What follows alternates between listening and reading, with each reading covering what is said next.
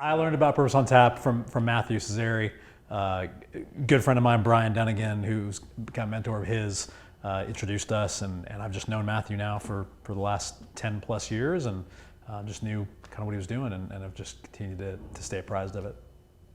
I learned about Purpose on Tap through Todd Sandell, who was a former director at Lifegate Counseling, where we work, and is now an executive coach. I grew up a Christian faith, and how it's affected my life is that I grew up in the church and developed more and more of a relationship as I got older, especially through a college ministry. Yeah, and I really came to faith in a similar way, raised in a Christian home, and have just kind of always been around, and really involved in youth ministry, and then eventually actually even going on staff at that same church, and I've just been around it a long time. Therapy is, from my perspective, it is about relational health, emotional health.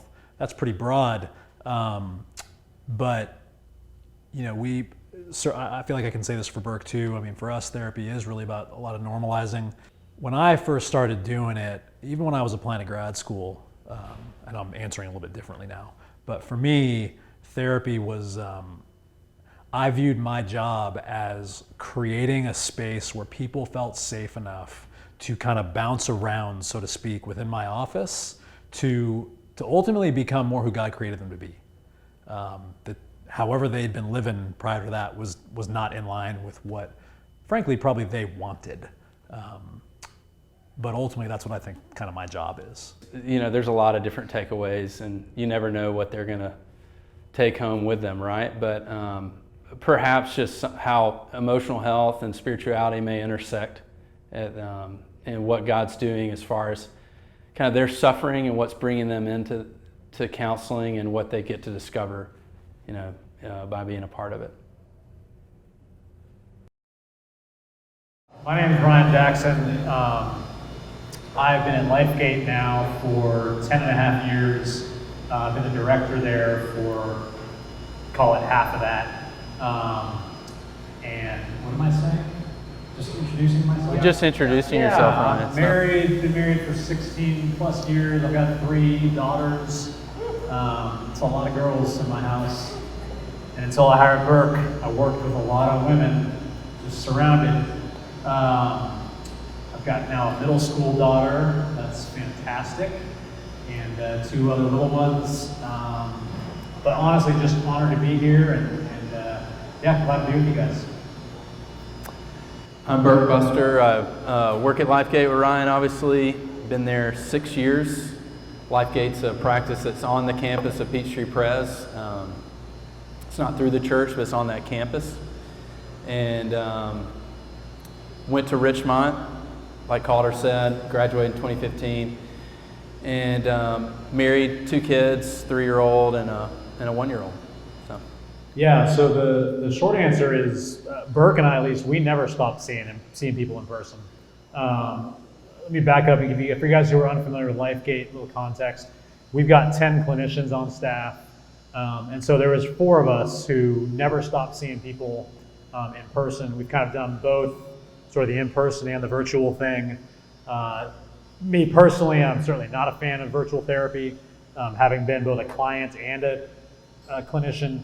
But yeah, we never actually stopped. We slowed down for sure, but I didn't stop. For one of the main things is I think it's just elevated what was maybe there before. So if it was a tough marriage or there was some conflict, I think it kind of raised it. If it was anxiety or depression, it seemed to elevate that. I mean, I think at first we saw people that were in a pretty good spot, they kind of tailed off. And now we're seeing a whole influx of people that's, even some people that, maybe socially they're getting back acclimated to some degree. And then even people that have moved during COVID, say to a new city or something like that, it's very lonely as far as creating roots. Those are at least some of the things that I've seen, as far as COVID related. Yeah, and I would say, kind of similar. I've been saying this for the last year and a half, that COVID is, in my observation, as far as my clients are concerned, by and large, I've not seen much new. I've just seen things magnified. So if you were a little bit disconnected in your marriage pre-COVID, you were probably a little more disconnected. If you had a little anxiety problem, it's probably grown a little bit. Maybe it's kind of panic now. Now, certainly there's some cases where maybe someone's disconnected and just being with their spouse more, they were able to somehow find something better. But I would say by and large, it's really been more of COVID's been more of an exposing phenomenon than it has a creation of something new, generally speaking. And I will say we've seen an increase. Our practice is pretty busy, and a lot of the other therapists I've talked to have been really busy too. Yeah, just real quick, I'll say to that, when I projected 2021 for our budget, halfway through the year, we were 25% ahead of that. So we have not slowed down. In fact, we have sped up. And that's having lost a couple of clinicians. So people need help right now. I think everything becomes blurred. Like if you're working from home and your kids are at home, per se, or just working from home and you're isolated at home, you kind of get in this rhythm of unhealth there. And so a lot of intentionality is one thing, as far as examining your own needs and considering the other person or other people in the house. But I also think these are like basic things that I talk about sometimes in therapy, but Elijah from the Bible, if you remember, he's walking across the desert, and God didn't bring him a camel to get where he was going faster. He did two things. He put him into a deep sleep, and he gave him a meal. And so as simple as that may seem, like fatigue and the effects of that on your brain, and then there's a lot of serotonin receptors in your stomach, which affects brain functioning. And so God knew that by giving him a warm meal, that would help his journey, right? And I think we all want a camel sometimes to speed up the process. But just little things like that are tips. But I think at the same time, it's just a lot of intentionality that I've heard of so many things merging, or even getting off work and you don't have your drive home. You leave your office and then you're in your home, and everybody's going nuts. So there's not that break or bandwidth, or there's no separation. You're working in your bedroom where you sleep. And so it's hard to feel relaxed or create spaces that are healthy and conduits of other things besides work. It's like work is impeding all of that. So I think that's some of the things, are just kind of boundarying off things.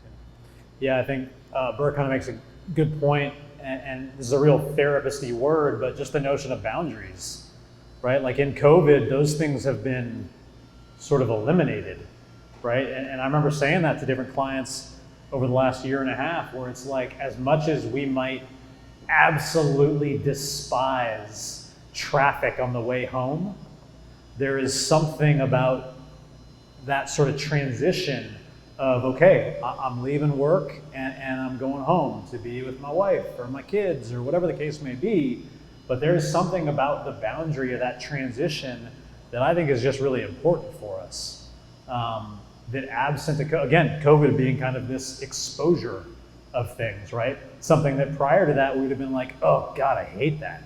And now it's like, whoa, I kind of miss having something like that will help me be more engaged, more present in these other areas of my life. What would you say, guys, as far as suggestions, transitions, things that would help them go from where they are today to maybe somewhere where they want to be, not necessarily tomorrow, but in a month, 2 months? What advice would you give them? I think the first thing I would say, honestly, is just kind of the willingness and courage to admit that it's actually an adjustment, right? It's actually okay if you find yourself going, you know what, this is actually kind of hard. And saying that out loud, because it's hard. And I think when you say that, that doesn't make you any lesser than. I think it's, personally, obviously I'm biased as a therapist, but I think it takes a hell of a lot more courage to own up to the fact that something is challenging for you than to just continue to say, I got this. I got this. And I would tell you, I've been on sabbatical now for about a month, and I did not have it. And this has been a huge gift for me. That I want to go back to work and want to be at work, right? I want to help the people who want me to help them. And if I didn't have the willingness to say, you know what, if I don't do this, it's going to end up badly for me. It's uncomfortable to say that stuff, but I just think it's better for me. And frankly, better for people I'm working with. Yeah, so I'm waiting on my sabbatical, I guess is one thing. No, I'm just kidding. Keep waiting. Yeah, right. So I guess for me personally, like one thing was my wife was a part-time nurse. Unfortunately, she married a therapist, so it wasn't like she had to work, you know. And so we got benefits through her work, and LifeGate now has benefits, which is a huge blessing. But I was packing my schedule in 3 days or 4 days, and then I would be home watching the kids while she was at work 1 or 2 days a week. And I was about to go nuck and futz, you know. I mean, I was about to lose my mind. And so, you know, we came to a conclusion, it's like, this isn't working, you know. Like, you got to come up with something else or figure out what's going to work. And so at least for us, I mean, fortunately, she's changed a job where she could work from home. There's more flexibility. And that's been a huge relief for us. But it got to a breaking point. It was just too much to try to figure it all out. And I would make a terrible stay-at-home dad, is what I learned. But I do a decent job when I'm able to work and help out outside of work, you know. So. I just want to come back to the kind of the question you asked, Calder, like what are some of those tips? When I look back over this last year and a half, I am super, super blessed. I live around the corner from my best friend. We've been friends for 25 years. And till we moved into this house, we had never lived walking distance from each other. And I would tell you over the last 18, 20 months, he and I will walk with each other in the neighborhood. We probably averaged 3 nights a week where he and I get out, walk the neighborhood, and sometimes we're talking about Little League baseball because his son plays a lot of baseball, and sometimes we're talking about our marriages or any of another number of topics. And Joe is a guy, we don't keep things from each other. And so with that, we're not shy to challenge one another. And so I would say you got to find those people in your life with whom you are not hesitant to show everything to. I don't know where I would be if I didn't have that outlet. And my guess is that Joe would probably say the same thing. And so I go to therapy myself, but this is even in addition to that, right? This is a guy who knows me well, knows my family, and we do life together. You got to find people you can deeply do life with. When you get guys that come in and say, hey man, I'm stressed out, I got too much stuff going on, I'm having trouble sleeping, where do you encourage them to start thinking? So Ryan's kids slept really well from what I remember you talking about. I'm thankful I have really good sleeping kids. Yeah. My kids have not. He didn't give them rum like I did. Yeah, I don't know what I did wrong, but and so one thing with that, my kids will, you know, like if they wake up at midnight or 4 a.m. and I wake up, depending on the time and when it happens, like I'll be wide awake, or even my body will just like the next 3 or 4 nights, I'll be just waking up at that same time, and I'm like, damn it, you know, like again. So there's a couple of things. One, some people try melatonin. Some say that it's not helpful for them. Some do. I wouldn't take more than 5 milligrams. And I wouldn't, there's other things called midnights, MIDNITE, that have about 1.5 milligrams of melatonin than other herbs. I wouldn't take that past 2 or 3, okay? But you could take it at probably 2 and you won't be as groggy, depending on when your kid wakes up or whenever you wake up. There's even this thing called Genexa. You may have seen that, or some of you may have that. That's another med that people will take over the counter that can be helpful. I tried it a week or 2 ago, and it was pretty helpful. So if alcohol, like tonight, I'll sleep like crap because I've had 2 beers, you know, and that's just my body, you know. I'll get up and pee 4 times, and I'll wake up about 3 or 4 times. That's just me. And so alcohol, I'd never get good sleep when I drink. So usually it's during the week, I don't drink much. If at all, I'll drink a beer or something on Thursday. Or I'll even drink at like 5, and by that time it's out of my system. And so then I sleep way better. So that's how I've handled it. But everybody's different, you know, and everybody wakes up. So some you may wake up with worries or anxieties. When I first started, when he's on sabbatical, I've been doing the director stuff. And so I would wake up at like 1 and be just churning, you know. And you've been there with work. You know, you're in a season and you're just churning. And I had to just kind of stay ahead of everything, or otherwise it would pile up. So that was another thing I had to do, is just make sure there's enough cleared off my plate to where I wouldn't wake up and be thinking about it. And I shifted back into the rhythm of it. You know, I kind of got used to the newness of it. So it really kind of depends on how the sleep's affecting you. If there's anxiety during the day that may be waking you up at night, but then there's also some meds that can kind of help you get back a rhythm if you have a kid that's waking up or whatever. At least that's what's helping me.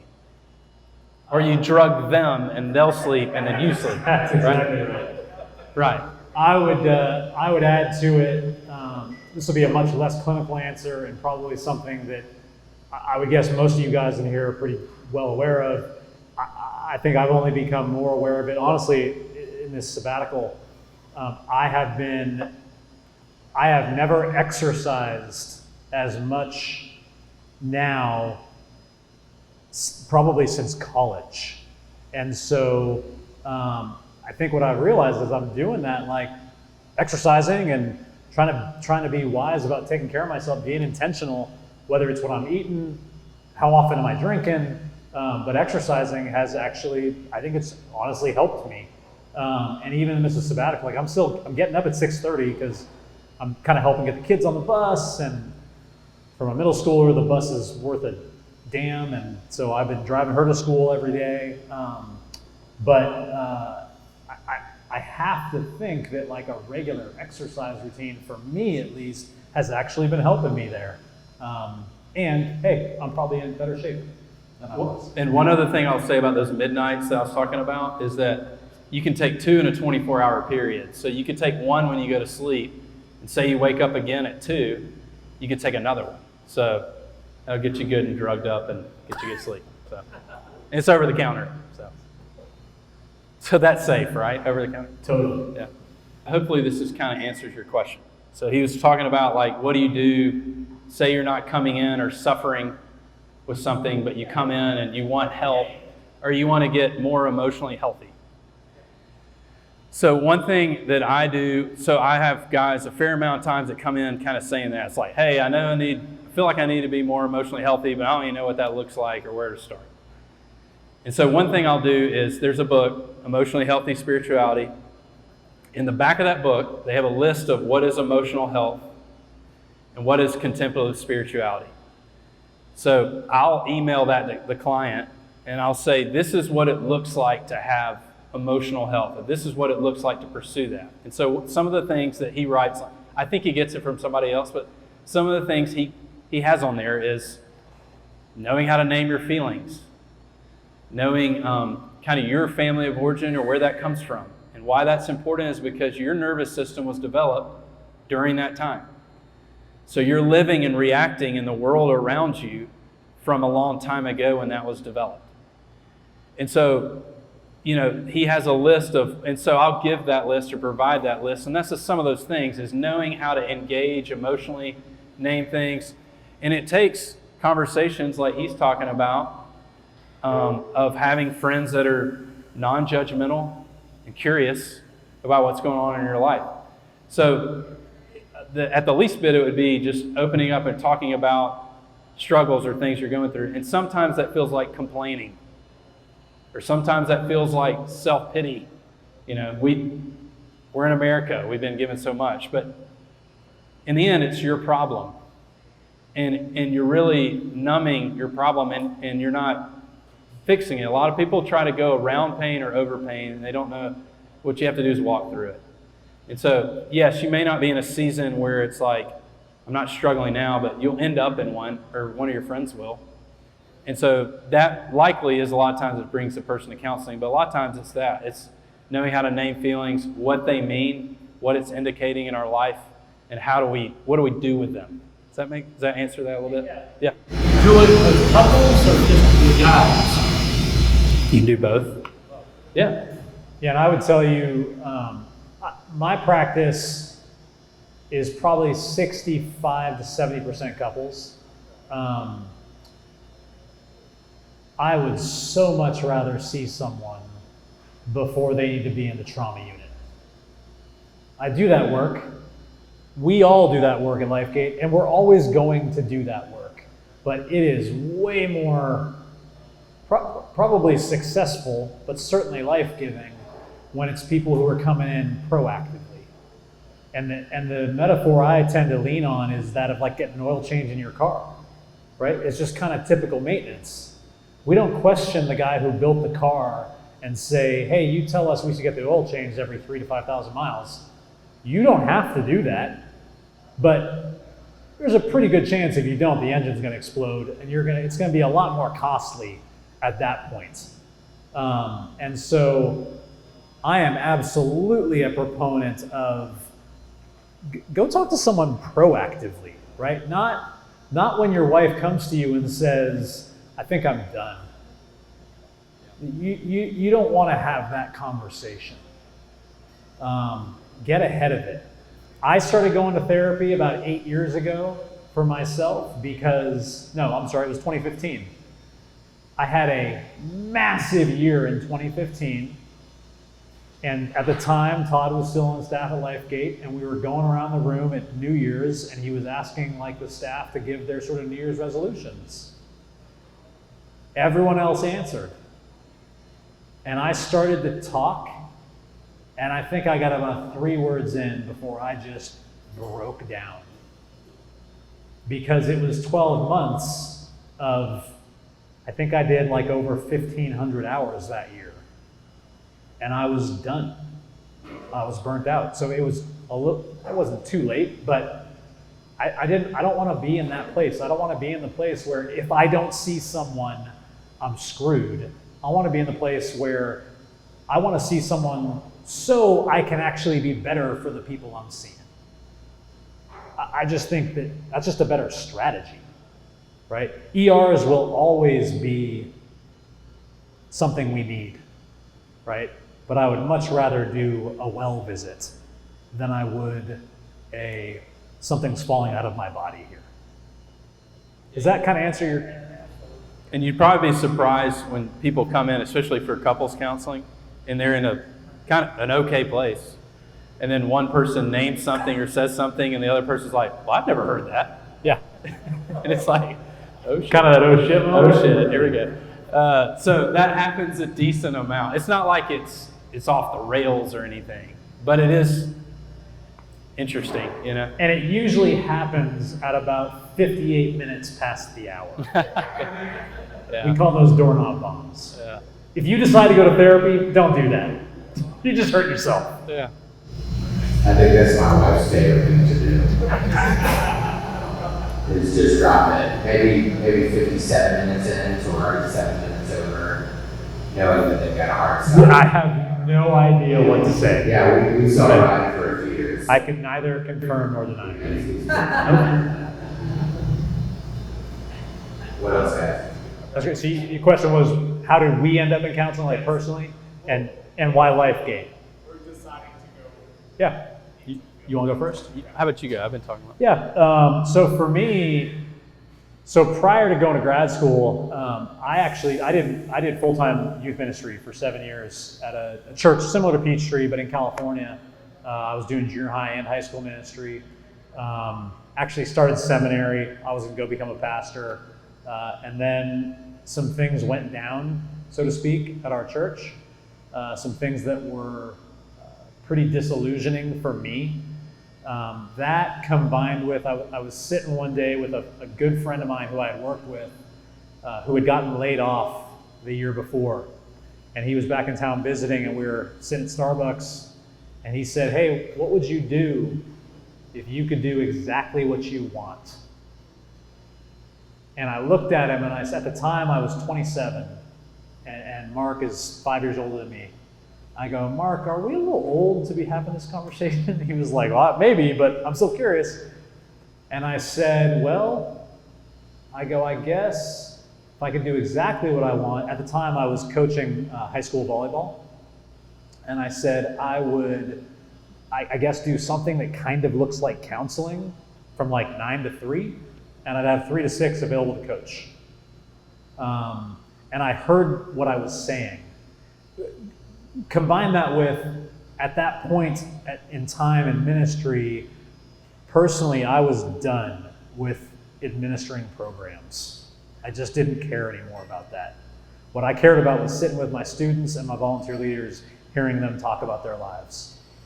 And so counseling was the only thing that seemed remotely close to that. And at the time, I had been married for 3 months. And my wife and I had bought a condo in Mountain View, California. They're not cheap there. And I go home and I say to my 3-month wife, "Hey, I think I might need to go to grad school." Now, mind you, she knows my history. I was not a school guy. She was. She went to Stanford. She's a nerd. She loves school. I hated school.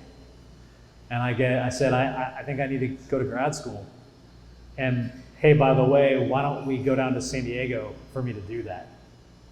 And she looked at me and she goes, you know we just bought a condo.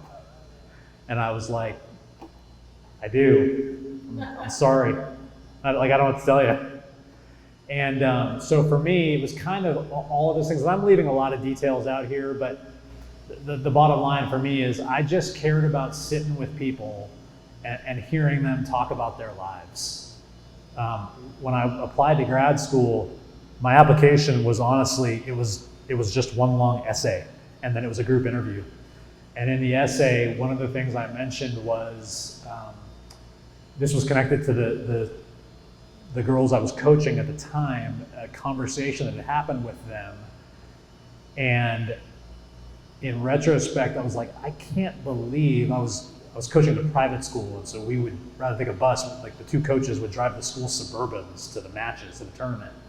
And as we're driving back, it just dawned on me like, wow, these girls are like having a very open dialogue with each other about their kind of the social scene where they went to school. And they're not holding back, even though I'm in the car. And I was like, I just think that, you know what? I'm actually good at creating safety for people to be open and honest. Maybe I can do that. That combined with a lot of broken marriages in my own kind of personal life, people that really mattered to me. And so it was just something that the Lord really kind of put on my heart. I believe a lot in that the definition. I think it was Earl Palmer who said, "Your call is at the intersection of the world's great pain and your great passion." And so I found there's obviously a lot of pain in the world around broken marriage, and I have passion around marriage, and those things kind of came together for me. Sorry, that's a long answer. Yeah, you're learning that when you ask a therapist a question, you don't get a short answer. You get a long answer. That is true. Yeah. I'll stop. Sorry, because we do the listening, so now we get the time to talk. So for me, there's a lot of mental illness in my family. One, I struggle with anxiety and depression off and on since college. And so I have an aunt who's bipolar. another uncle who's likely bipolar 2, another uncle with severe anxiety, and then an uncle on my dad's side who ended up committing suicide in 2007. And so granddad, ECT treatment, which is like, shock therapy when no depression meds working.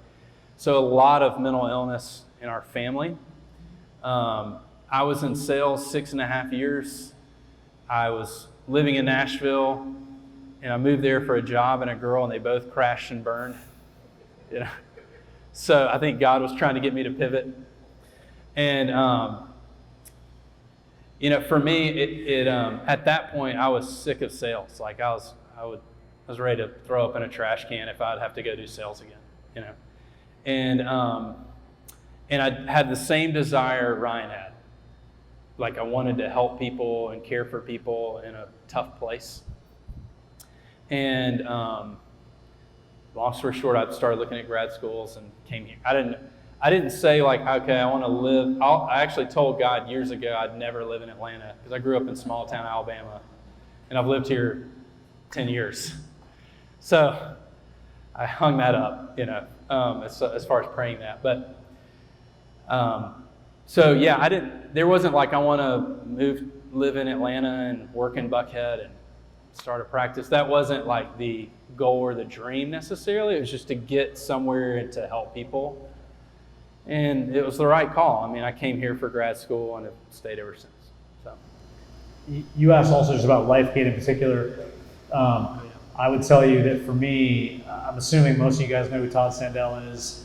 Todd and I met through my best friend, and pretty quickly we kind of just sort of became fast friends and knew that there was a really clear point in time. It was I went to meet him to get together and grab a beer in Long Beach, California. And as he walks up to meet me, he's with Brian Dunnigan. And I had known Brian when he was in college. I didn't even know they were friends. And we go and sit and start talking about LifeGate. And I was halfway through grad school at the time, but I knew, okay, I want to be connected with what you're doing. What year was this? 2007 or 8? 7 or 8, can't remember. 2008. And yeah, we knew we wanted to work together. The plan was never for me to come to Atlanta. It was to start something out in California. That obviously didn't happen. The plan also was never for Todd to no longer be at LifeGate. that changed. But love it here now. And a big part of it, I'll tell you this for me, it was when I was sitting with Todd and Brian at a yard house in Long Beach. And I made the comment, I was working in a practice at the time in San Diego. And I said, man, I've always wanted to be like a part of I called it a private practice in a group setting. And he looked at me very quickly and he said, that's not what we are. And I was like, huh? And he goes, no, we are a group practice in a group setting. Now, your clients may not know the difference. But just the way he talked about it and what it was as a community, I was like, that's what I want to do. And then probably more importantly, it was, we don't, and this is still the case, at LifeGate, we do not market ourselves as Christian counselors. Everyone on our staff is a Christian. And I would tell you, I'll speak for myself, I do what I do because of my own faith. But I never wanted to market as a Christian counselor for a lot of different reasons. But the bottom line is that's not what I wanted to do. And yet I would also tell you, having worked in ministry, I do more ministry now in this job that I'm in than I ever did when I worked at a church. And I just think LifeGate is a place where that's what we do. And now as the director, I get a big say-so in who gets hired. And I want to hire people that believe in the same cultural sort of values. And that's kind of sort of who we are. And I'm fortunate now to get to be a part of kind of helping shape some of those values. Do you guys do pre-marriage counseling? We do pre-marriage, we do pre-engagement. I've worked with divorcing couples, you name it.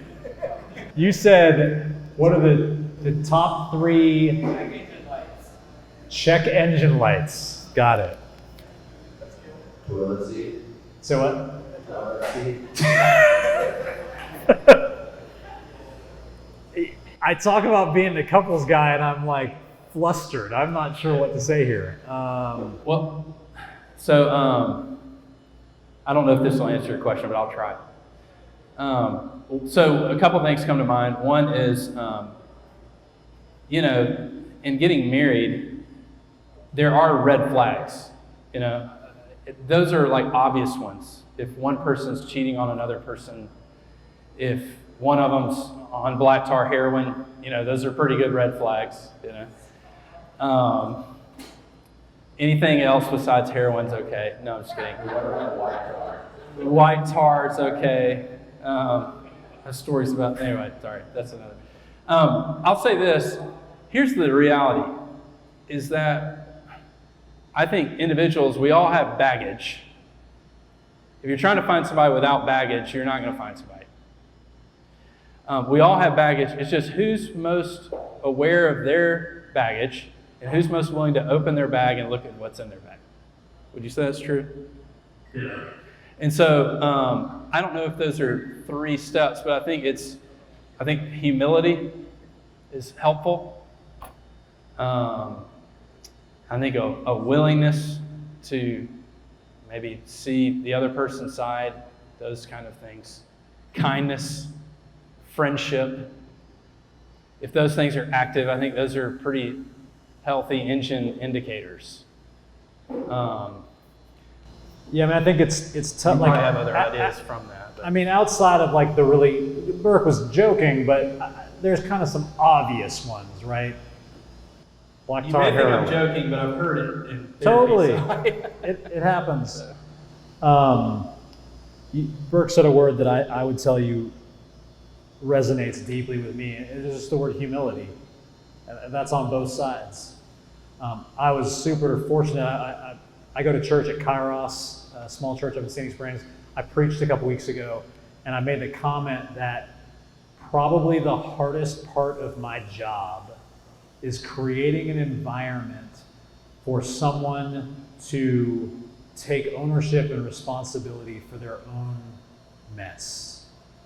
It's really hard to do that. And so, as you enter into relationship, that stuff's gonna come out. And the harder you try for it to not come out, the more it's going to. Are you with someone, are you with a person who you would say, I experience grace with you, and I want to be gracious with you? I think it's really hard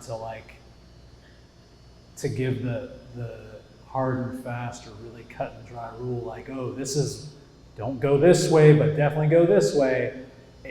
If it was that easy, we would not have jobs. And I don't say that to trump card it, but I just think that's true. Maybe this is a better way to answer it. It's a little bit kind of the backdoor answer.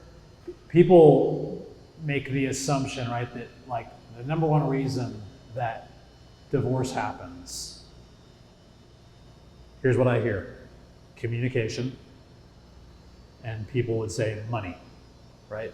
But communication, when I ask the question on the first session, hey, basically, why are you here? 99% of the time, someone says communication.